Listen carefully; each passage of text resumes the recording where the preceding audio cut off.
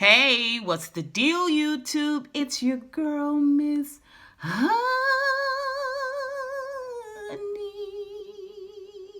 Boop. Welcome back to the channel, you guys. Welcome back. You already know what this is. It is Friday morning. Hello. Miss Honey's got a really busy weekend. She got a whole lot she got to do. You see I'm glistening. Whenever I travel, I like to hydrate everywhere, you guys.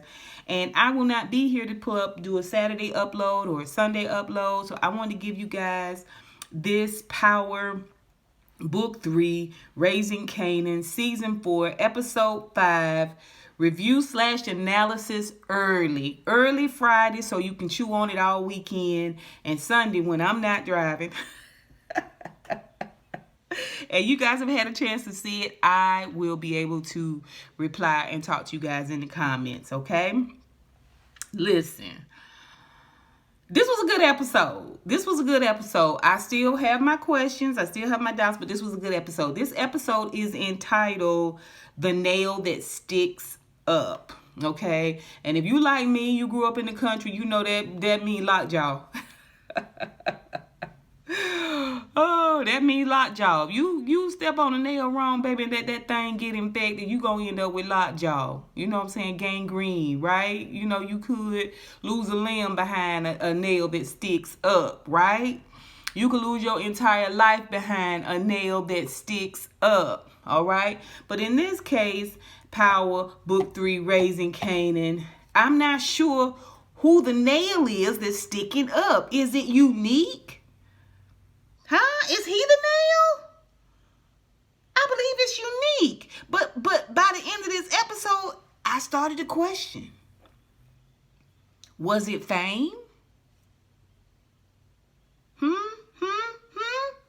What are we talking about here? Oh yes. I still think I have some things kind of sort of figured out. I might not be 100% right about some of my theories, but I'm in the ballpark. Okay? I'm in the ballpark. All right? Y'all tell me what you think. Y'all put it down below. But let's get into this episode. All right, so the episode opens with a flashback of Fame, his mom, and his sister. And evidently his daddy was very abusive, okay, to all of them, right? But especially to Fame. You know, he ran there beating on Fame like Fame a grown man. Like he a grown man. I mean, it was crazy.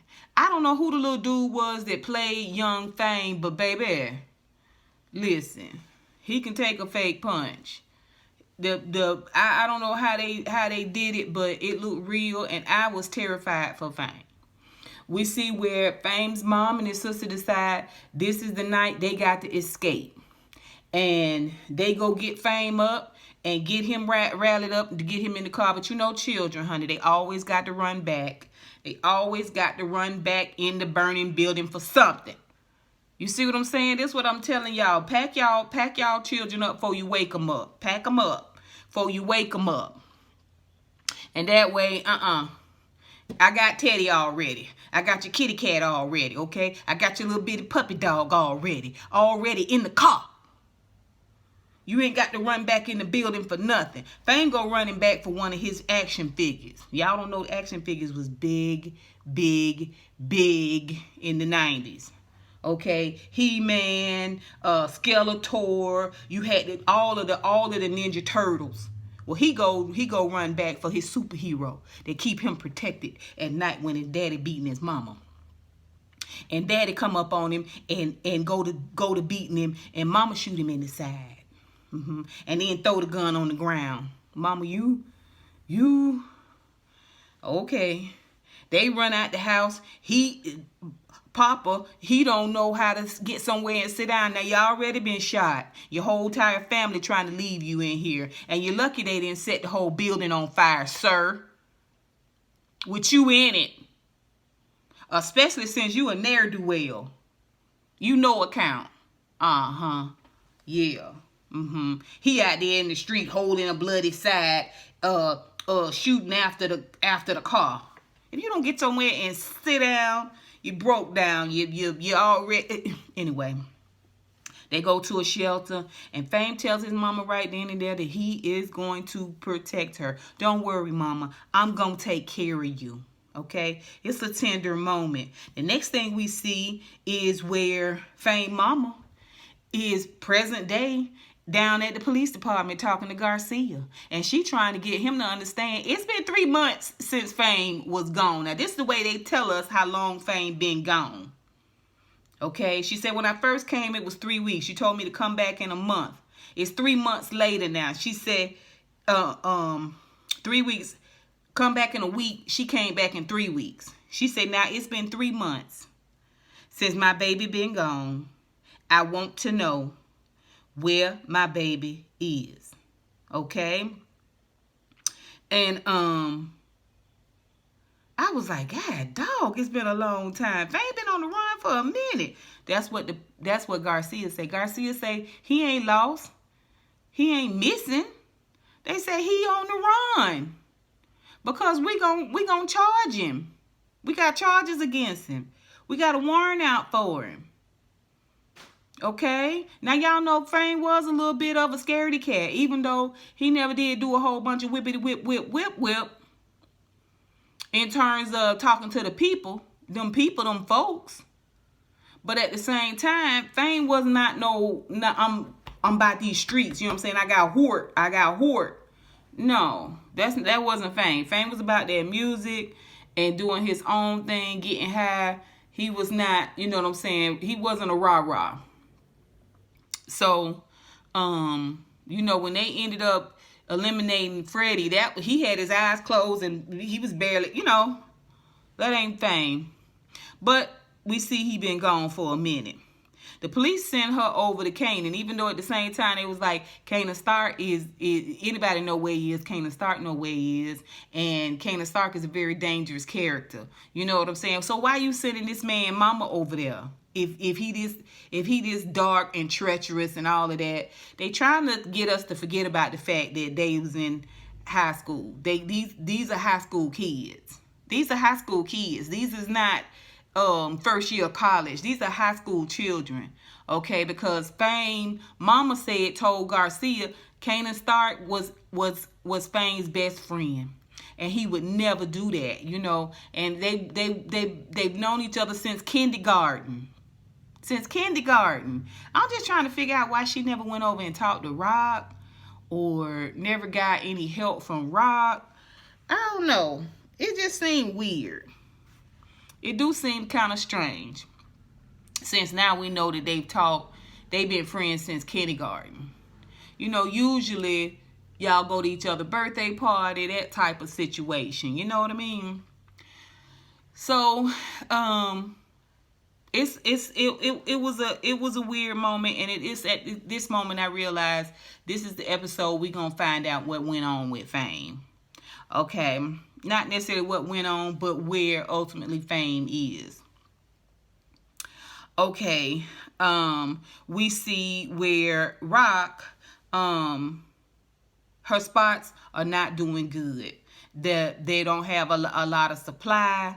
The money's low, like it's wibbly wobbly. The money's not the heroin is not moving from the warehouse into the restaurants. And so she got to find out what's going on with Terry, him and his brother, in that situation, because this not looking good. You know, and she can't have this money. They don't have the drugs in the restaurants. They not selling it. This right here, this can't go. We can't do this like this. Okay. Let's see. She need to tighten up on them foods. She lets Marvin know about Andre. And she let him know, you know, I had lunch with him the day he, you know, had coffee, met with him the day he passed on. And he was like, man, Andre had a lot of connects. I thought she was going to suspect Marvin, but she didn't. Whatever that was between Stefan and Marvin, Raq put a pin in it, but it's not in the forefront of her mind. She got all this stuff going on with her stores and with her products and Kanan and all of this stuff. So she done put a pin in this Marvin situation, and she really got to, she need Marvin. Okay. So we see where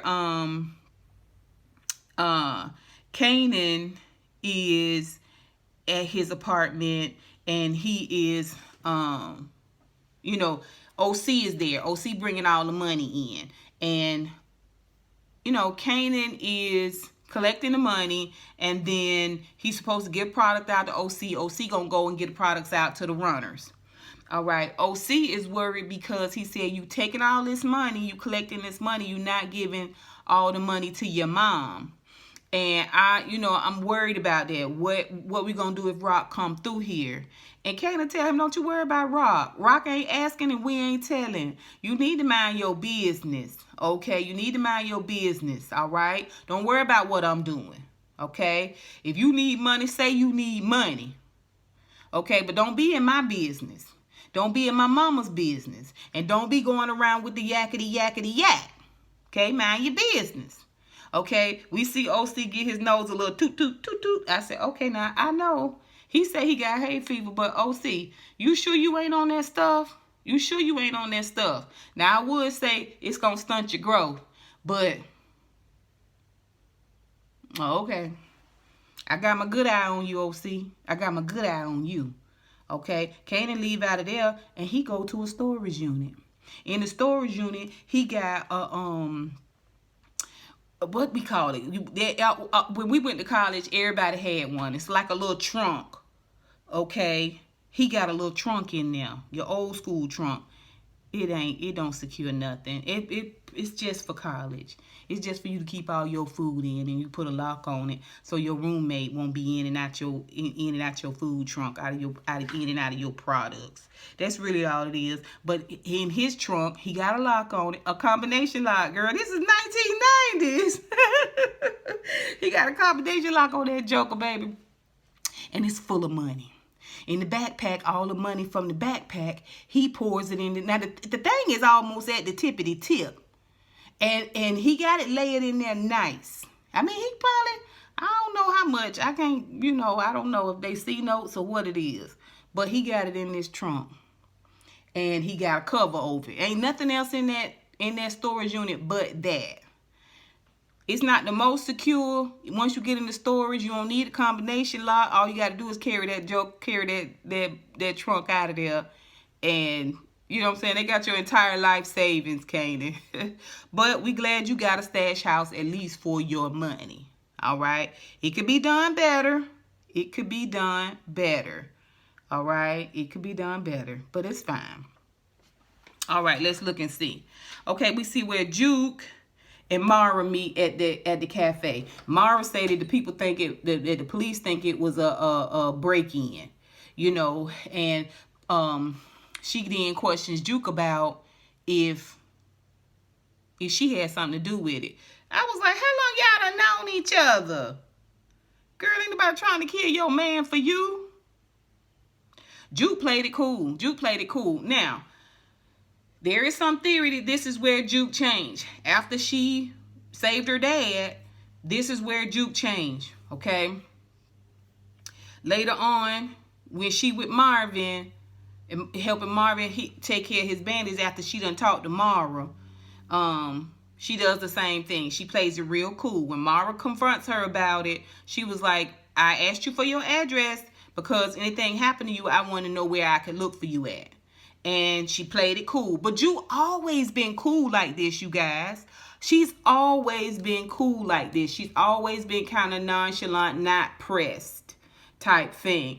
If Juke gonna keep a straight face. Y'all remember when the police had her down there? She wasn't like Fame. She wasn't nervous. She wasn't worried. She wasn't crying. All of that. Even though that they had messed up her career and all that. She still kept a straight face. Juke got a strong jaw on her. Okay. Later on, when she talking to Marvin, and Marvin's like, "Are you okay? You sleeping all right? You did this thing, and I'm worried about you." She said, "I'm fine." And he said, "I'm worried that your time in basic training is what is making you feel like you like killing on fools. Okay? And Juke say it don't have nothing to do with basic training, right? Straight face. She don't get no shakiness. I mean, she calm and cool as a Mickey freaky cucumber. I still don't think this is the complete turning point of Juke. Because Juke always been steady. You know what I'm saying? She always been no shake. She ain't never had no shake in her hand. Okay? She don't break in the face. She more like Raq is than Raq is herself. Yeah, that's Juke. That's always been Juke. She's steady as she goes. I think when we start to see the real darkness, that real turn, it's going to have everything to do with Marvin. I stick by that theory. I stick by it. Y'all tell me what you think about Juke. Put it down below. We see with Lou and Imani going to 3 different spots. And the first spot they go to, Lou is like, it's okay. She's very optimistic and she hot in the puss. And he's very pessimistic. You know what I'm saying? Lou's not giving her no light of day. You know what I'm saying? He gonna keep it dark and grim. You know, he's very smart at the mouth, snappy. You know what I'm saying? He's hoard. He's real hoard. Okay. They go to the second spot. I thought it was Fame at first, child. But no. And the guy was like more like Heavy D. You know what I'm saying? A young Heavy D, right? And Lou was just like, eh. The third place they go to, the dudes is, I mean, I was like, I need to get that album. You know what I'm saying? Let me get that album. Y'all got a single out? It was good. And Lou, at this point, he starts to loosen up a little bit and realize that she does have an eye for talent. These guys are talented, and maybe they can work together in order to, you know, build a business. Okay. We see where Fame mom come to talk to Kanan. Okay. And Juke is there. They at Fame mama house. And Kanan tell her, don't listen to the police. They don't know what they talking about. They sent you over here, but that is a lie. And I don't believe Fame is running either. I don't think Fame is running. I just don't believe that that's what's going on. He said, we're going to find out what happened to Fame. And we're going to find out who hurt Fame. Don't worry. If Fame is not well, we gonna find that out too. This is what he tell her. And Juke was telling her, you know, we're gonna find Fame. We're working together. So they gave her some reassurance about it. At the same time, Kanan getting a beep, and they gotta go because it's a family emergency. After they leave, she have a flashback about Fame. And that flashback was the last time I think she really talked to him. Now, I don't know if this was before the concert in episode 1 or 2 of this year, the one where we was flashing back, so they had to be episode 1. I don't know if it was before that concert down at Lou's spot or after. But this is when Fame decided to come back home. Y'all remember Kanan kicked him out. Right? And he back home with his mama. And they apologized. Either he apologized to her for wilding out. She apologized for putting him out. She said she'll never put him out again. And he said, Mama, I've done some bad things. This was like the end of the last season. Mama, I did some bad things, some really, really bad things, and I don't know how to fix it. And the mama said, you ain't got to worry about it right now. Don't think about it right now. So the reason I bring this up, 1, it happened in the episode, and 2, because it pokes at my theory a little bit. It pokes at my theory. But we're going to talk about it at the end. Okay, so Kanan and Juke get over to Big Mama's house. Big Mama done failed. And she don't want to go to the hospital because she got to pay for the ambulance. You know what I'm saying? You this close to walking through them pearly gates, and you still want to hold on to all the ugliness and the nastiness. I mean, where they gonna get the money from, girl? You don't want to pay for the ambulance. How long? I mean, it's fine. It's fine. You got to be really thinking, though. You got to really be thinking. Who cares about the ambulance? They call them anyway, and bring it and have the ambulance come and take her to the hospital. And then they contact everybody, Marvin, Lou, everybody. When Lou at the third spot, they back at the office. Imani want to go out to get some drinks. You know what I'm saying? And Lou was like, I don't drink. And she was like, okay, we coming over to listen to my albums. You know what I'm saying? Let me play you a little music. Let mama get you some blackberry cobbler. You know what I'm saying? He was like, yeah. And then he gets beat. He got to run. It's emergency. Okay? That's my mama beeping me. Okay. We see where Unique goes over to Baselli's boss. Okay? And when he get over there, he think he finna run in there, and Baselli's boss is gonna be like, "Oh, thank you for bringing this information about Raq and her, you know, unaliving Sal." This guy, he like Stefano. You see what I'm saying? He right up there with Stefano. He just like, you ain't finna be running up in here accusing Raq. I hear what you saying. But I didn't know, I ain't never heard nothing about Raq trying to unalive you. I don't understand that. You know what I'm saying? Like, everybody thought you was dead. I don't know why Unique is not putting it together. He's so fixated on Raq that he not putting it together that if everybody thought you was dead, so with Raq. You not bringing up, when he tells Sal's boss, I can't think of the man's name. He says it like Raq tried to unalive him and then unalived his brother. You don't remember your brother trying to bring you?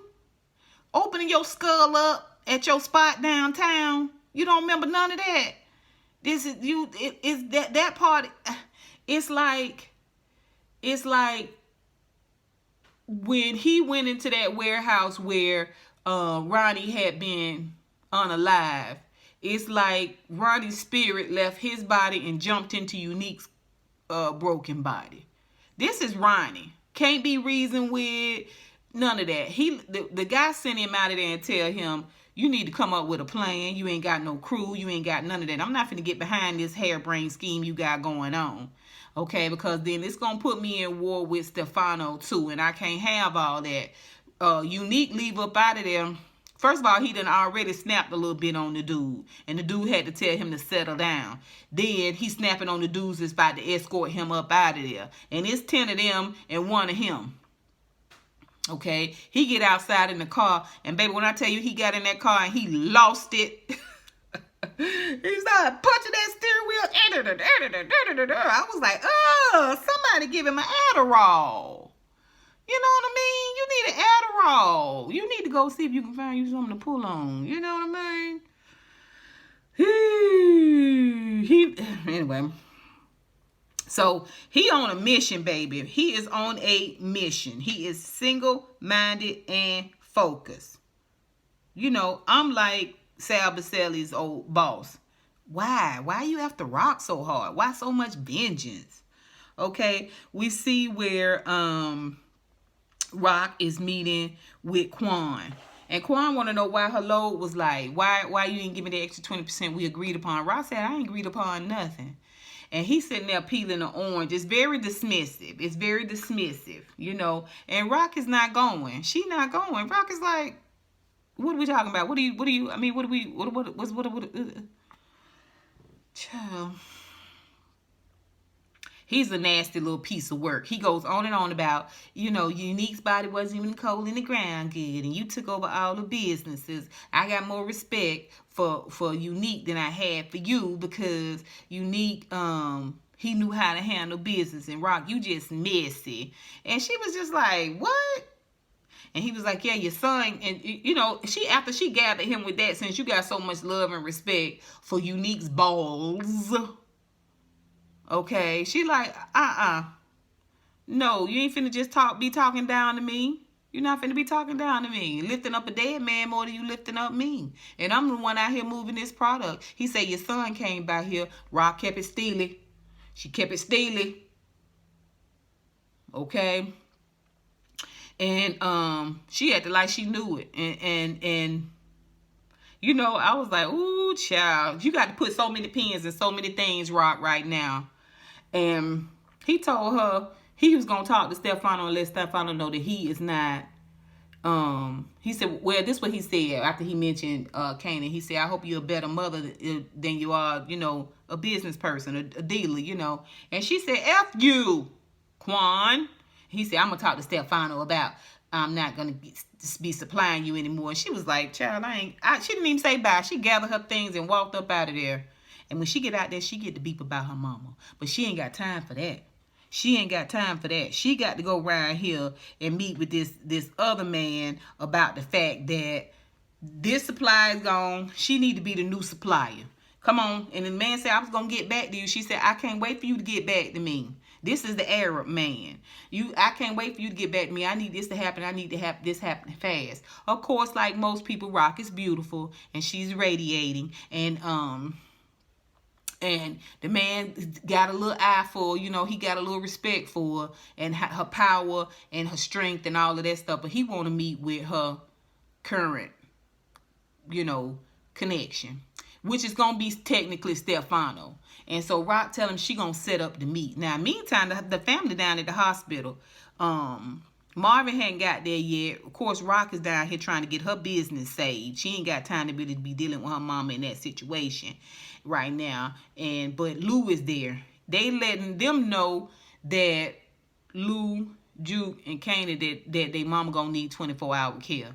And Lou is like, we're gonna have to hire somebody to come in here because I ain't no caregiver. I'm a lot of stuff, but I ain't no caregiver, right? And don't really nobody want to do it. All right. And we gonna find out why. Okay. So Raq says she gonna set up the meeting with Stefano and get all of that stuff done. And we hope, fingers crossed, it go well. This is going to blow up Raq in a way that I think we should start to see the difference. Not next episode, but the episode after that. Maybe just how. Because y'all know Raq will parlay. In a couple of episodes, Raq will parlay a full-on Mecca, drug Mecca on y'all. She took Unique's little spot and turned it into several spots. And y'all know when she was down at the Basie, y'all know that Basie was set up real noise. Real noise. So I'm kind of looking forward to seeing how Raq parlay this situation. If she can get it off the ground, right?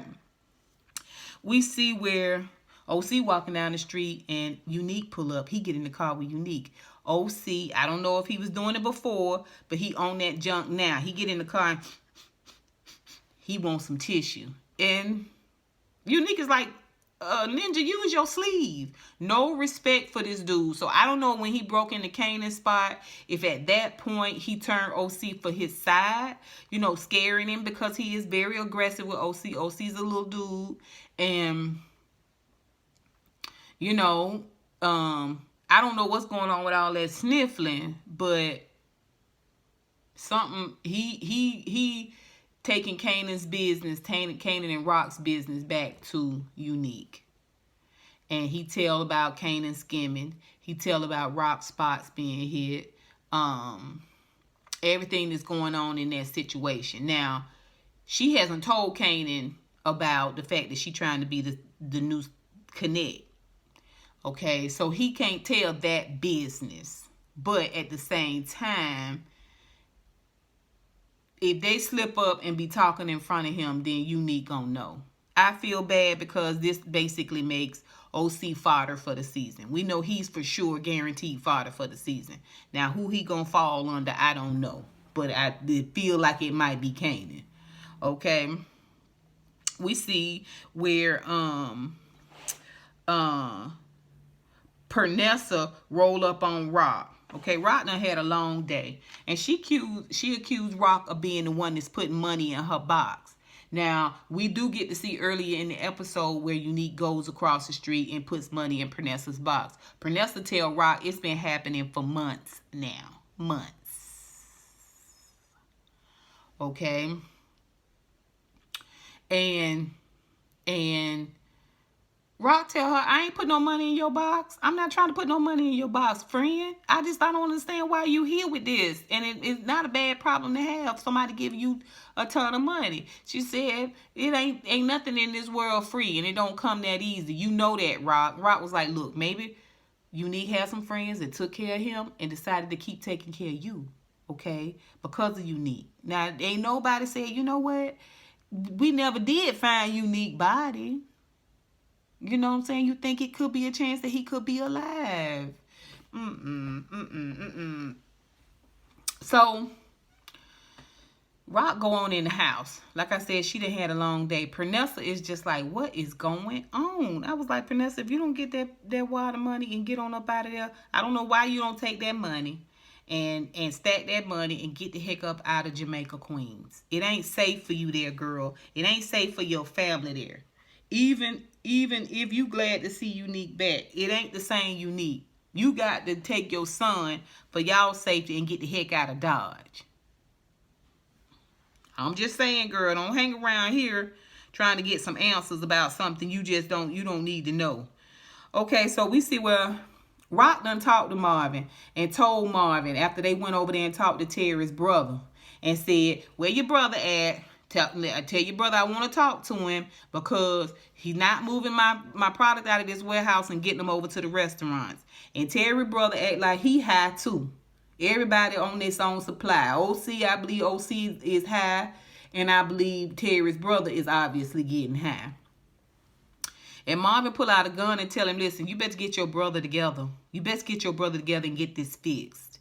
And when they go outside, Raq tell Marvin, listen, I need you to talk to Terry. I need you to make it clear to Terry that this can't be. We can't do it like this. She said, but take it easy because we still got to work with Terry. So when Marvin go and talk to Terry, again, very dismissive, very dismissive. He got him a little clipboard and he taking down notes of his inventory and things like that and walking in. Marvin trying to talk to him. Marvin is like, listen, we gonna have to try to figure out a way to work together with this thing. And Terry's like, I don't want to work with you. I don't care. I know you got pictures of me with a young lady. You can show my wife. I don't care. And Marvin is like, listen, we got a good thing going on here. We both making good money. And then Terry is like, I don't care nothing about all that. He said, I'm going to the police. I was like, now, this right here is fakey jakey. Because one thing about these Asians, they don't really want to be involved with the police. Because they got a lot of illegalities on their own around there. They don't want to be bringing these people around here scrutinizing and looking at things closely. So when he said that, I was like, oh, ain't no hope for you. You don't even know to keep that under wraps. You don't even know not to say that quiet part out loud. It's something wrong with you. It's something wrong with you. You definitely in the wrong business. And Marvin was like, ho, now. Don't be bringing the police into this. He's like, I don't give a rat's rump. I'm going to the cops. And Marvin is like, I don't think you will. And y'all know Marvin. Marvin make a bad situation worse. I stand by that, right? He be meaning good, but nope. Okay. So he ended up killing the man. Shot him a couple of Marvin. But the guy was like, I will tell the police anything I want to tell them. I'm gonna. And Marvin was like, pow. And pow. You know what? And pow, pow. You're gone. You're done. It's a wrap. Right? Messy, messy, messy. All right? So that was a mess. We see where finally Imani and Lou end up smashing. And they both seemed like they enjoyed each other. It was one of the better scenes. It can't nothing top Unique and Raq, but it was still a good scene. It still was a good scene. Well, we see where Marvin goes and he talks to his mother. And Marvin's mother tells him that she want to go on and be with the Lord. Okay, and She done paid the nurse to get her a little extra morphine. She said because cancer really hurts. And Marvin is like, I'm so sorry about that, Mom. You know, she said, but I want you to help me. Now, if you already got the materials, why would you bring your son in on it? Why would you want to put your son through that? I'm starting to see now, even in death, Marvin and them mama, there was never any hope for her. I don't think we have to have a reason beyond Marvin's mama and her ways to understand why her kids don't really want to deal with her. I think she the reason why his dad. I believe it's true now. The way she did Marvin in this episode, you ain't gonna make me believe that you didn't talk that man into unaliving his own self. They daddy. You can pressure somebody and needle somebody and whittle away at their psyche and their self-esteem to a point where they can't reason with their own selves for their own good, well-being.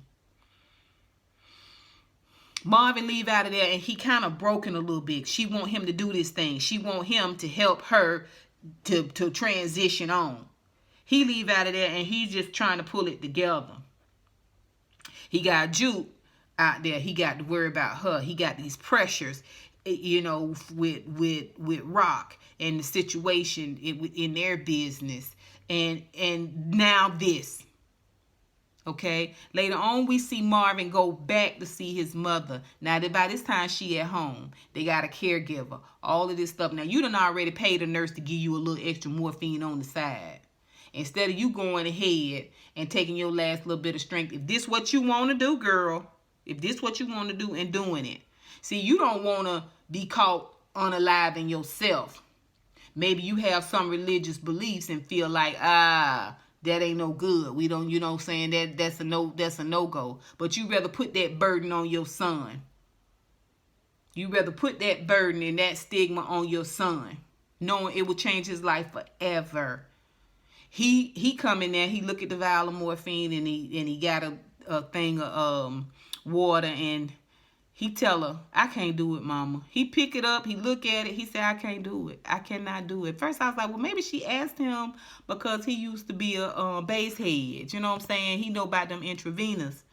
But I think she asked him so she don't have to have the courage to do it. And Marvin said, Mama, I'm sorry, I can't do it. And she said, you get out of my sight. Get out of my house. Marvin, sorry. Marvin, sorry. Marvin, sorry. Sorry. Marvin, sorry. And she basically run him out of there. And you could just tell it just broke his heart. It broke his heart. You my oldest child. This is how she approached him. You my oldest child. You know, this is supposed to let you know I'm dependent on you. And then when he tells her he can't do it, she don't have no understanding. Even in her last days, her last moments, she don't have no understanding. She just starts to taunt him. You get out of here. You good for nothing. Marvin, sorry. Marvin, sorry. She run him out of there. I said to myself, you got enough strength for that. The last little bit of strength you got in your lungs, this is what you do with it. But we still got to see her have a come to Jesus moment with Raq. We still got to have that, right? I want y'all to bury this lady. Bury this lady and get this lady out of y'all life, okay? She don't add nothing but sorrow. Nothing but sorrow. Ooh, the wickedness. I did not like the way she did Marvin. I did not. Right before that, we see where listen, when Lou was with Imani, Imani said, I know you was with Fame's sister. Is that over? I was like, she acting like she the ops. I don't like the way she was acting. We see where Unique reveals himself to Quan. Now this after Quan done broke up with Raq.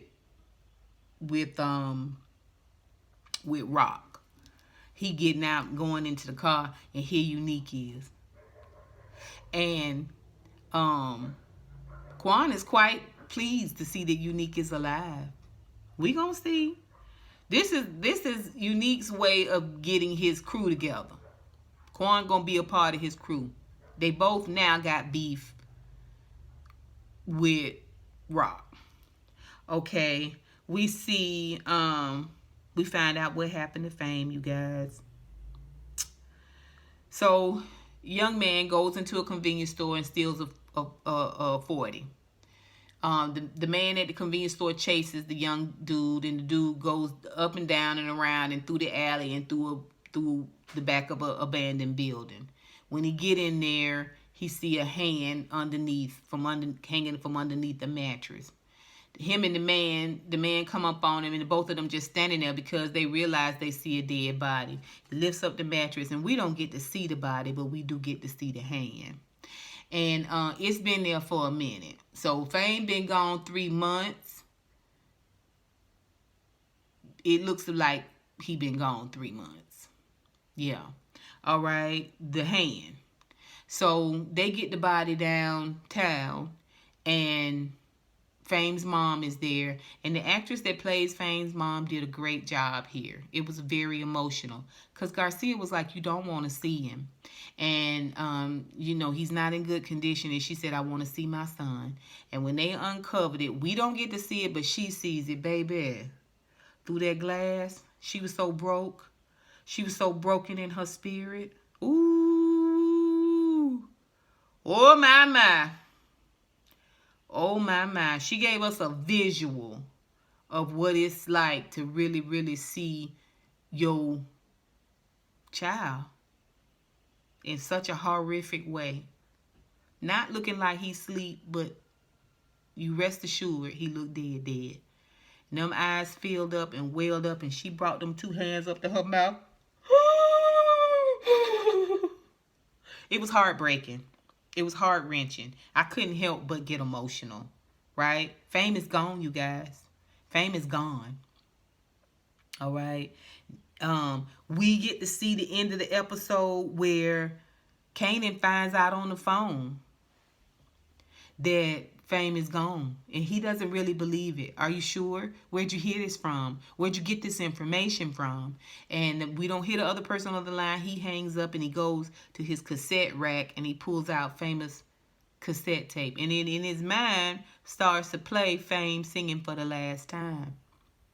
And he sits down. 50 Cent is talking in the background. And he breaks down. He breaks down. Because that was his best friend, and he loved him. And this is one of the only times we see Fame cry. I don't think Fame gonna cry at Big Mama's homegoing. Not Fame. Kanan gonna cry at Big Mama's homegoing. But he cried over Sean. Y'all remember I asked last week if we thought that Kanan had something to do with Fame being unalived. That's the part I think I might be wrong about, okay? But I'm not sure. I'm not sure what happened to Fame. Because when Fame talked to his mama for the last time sitting on that bed in his mama's house, he said, I done did a lot of stuff and I don't know how to fix it. I don't know if Fame went somewhere and unalived himself. Okay? I don't know if Unique did it. I don't know, did Ronnie do it? I don't know if we're going to figure that out. What exactly happened to Fame? We know that he's gone. We have resolved that.